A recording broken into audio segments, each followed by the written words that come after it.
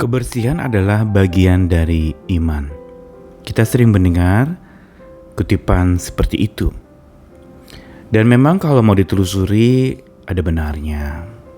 Bahwa untuk kita beribadah, kita perlu memberi yang terbaik dengan kebersihan hidup kita, kebersihan pikiran kita, begitu juga bahkan lebih lagi kebersihan penampilan kita.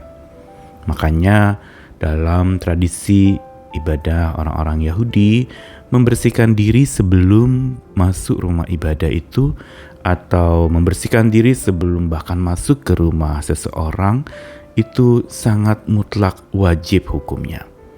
Harus bersih-bersih dulu sebelum berjumpa.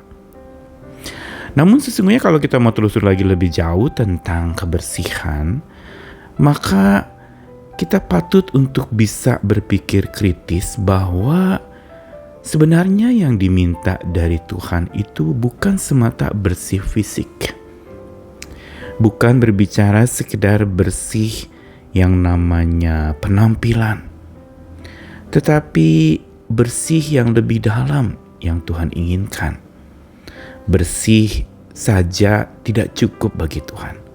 Harus ada langkah lanjut setelah orang bersih-bersih lalu beribadah. Yaitu seusai orang beribadah dia harus menjadi pribadi yang bersih, dalam arti bukan bicara penampilannya, bajunya, pakaiannya, warna putihnya, tetapi hidupnya, kata-katanya, dan karakternya itu terus menjadi bersih. Dan karena itu memang bersih saja tidak cukup, tetapi harus apalagi kalau memang bersih saja tidak cukup? Harus berbuah. Karena bicara soal beriman, kita bukan sekedar bicara soal apa yang tampak di mata orang lain dari diri kita, tetapi bagaimana dampak dari hidup kita itu yang berupa buah-buah pertobatan yang membuat orang juga bisa ikut bertobat dan bisa melihat teladan yang baik dari hidup kita sehingga dia mau mengenal Tuhan. Karena itu kita perlu belajar tentang bersih saja tidak cukup. Saya Nikolas Kurniawan kembali menemani di dalam Sabda Tuhan. Hari ini masih di dalam seri Tinggal di dalam Kristus dari Yohanes 15 ayat 1-8 yang saya coba gali selangkah demi selangkah tentang dimensi-dimensi atau elemen dari orang yang tinggal di dalam Tuhan Yesus. Karena itu di dalam Yohanes 15 ayat 3-4 dan ayat yang ke-7 saya bacakan, ini yang jadi renungan kita hari ini. Kamu memang sudah bersih karena firman yang telah kukatakan kepadamu. Tinggallah di dalam aku dan aku di dalam kamu. Sama seperti ranting tidak dapat berbuah dari dirinya sendiri kalau ia tidak tinggal pada pokok anggur. Demikian juga kamu tidak berbuah jikalau kamu tidak tinggal di dalam aku. Jikalau kamu tinggal dalam aku dan firmanku tinggal dalam kamu, mintalah apa saja yang kamu kehendaki dan kamu akan menerimanya.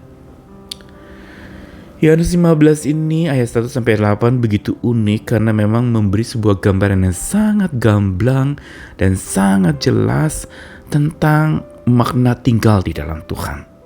Yang seperti beberapa renungan sebelum ini, 2 renungan sebelum ini bicara soal tinggal di dalam Tuhan itu berarti jadikan Tuhan sebagai tempat tinggal utama kita. Lalu yang beberapa hari kemarin yang terakhir itu bicara tentang bagaimana kalau kita tinggal di dalam Tuhan ada pemangkasan yang harus terjadi dari hidup kita. Kita dibersihkan dan harus memberi diri dibersihkan.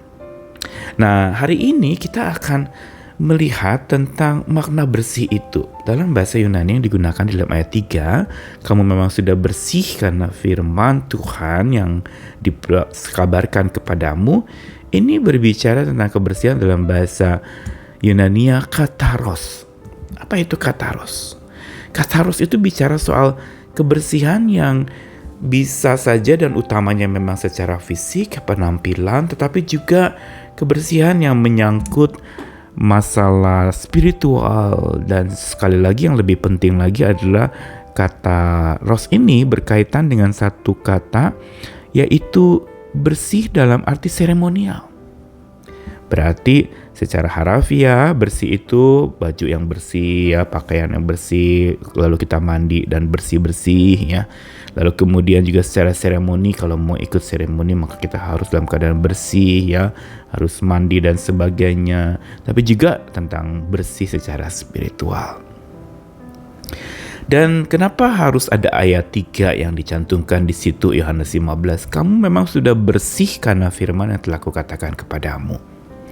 Yesus ingin mengatakan bahwa memang orang pada waktu itu mendengarkan firman, mendengarkan sabda Tuhan, itu berbicara tentang, oh ya saya lakukan ini karena saya ingin dilihat bersih. Agama itu membuat saya bersih, nama saya juga jadi bersih, reputasi saya bersih, supaya saya dipandang sebagai orang yang beragama.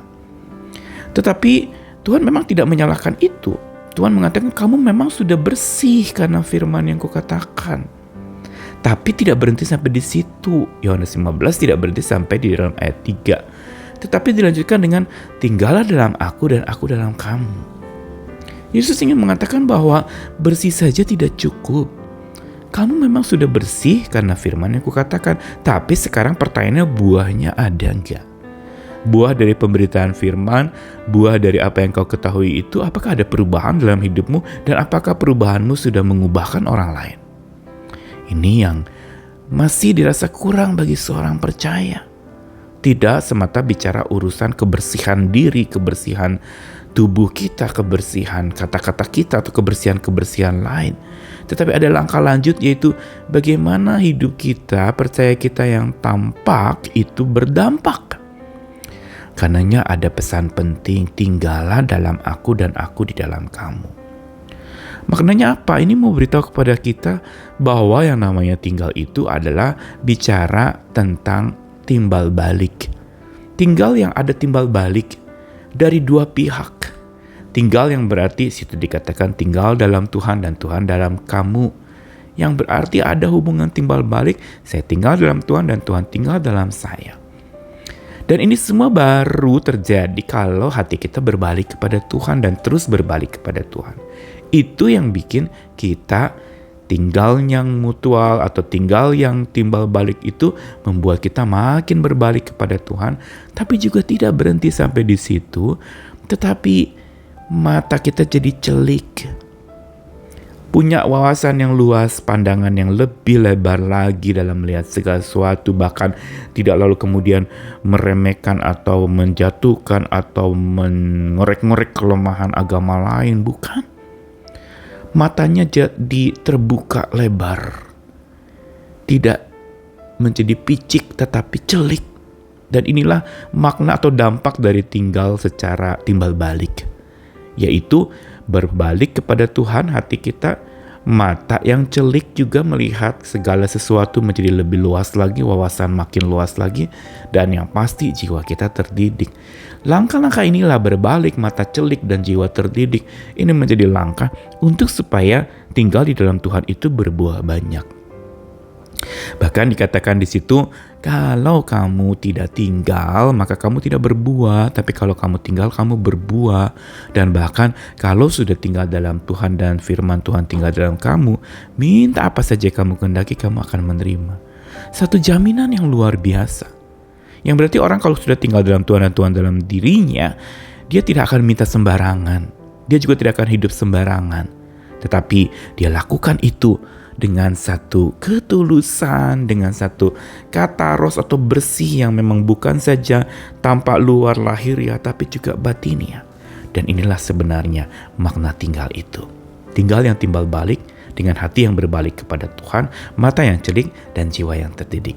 Mari terus beri diri untuk dipulihkan oleh Tuhan. Bersih saja tidak cukup, kita perlu berbuah. Dan untuk berbuah kita perlu tinggal di dalam Tuhan dan Tuhan di dalam kita. Selamat tinggal di dalam Dia, dan selamat memberi diri juga untuk diisi biar Tuhan tinggal di dalam hidup kita. Amin.